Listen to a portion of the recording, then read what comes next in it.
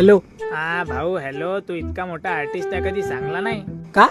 अबे किती मस्त स्केच बनवते तू. तुझ्या टॅलेंट विषयी माहितच नव्हते यार मला भाऊ. अच्छा, तू त्या माझ्या स्टोरीची गोष्ट करताय का? अबे नाही नाही, तो स्केच मी नाही बनवलाय. तो माझा एक फ्रेंड आहे, तो बनवते इतके मस्त स्केच. हो का? हा स्केच पण त्यानेच बनवलाय. छान आहे ना बे. मला पण कधी भेटव त्याच्यासोबत. हो पक्का. हो ना भाऊ. माझ्या पण एका फोटोचा मस्त स्केच बनवून मागीन त्याला. हो.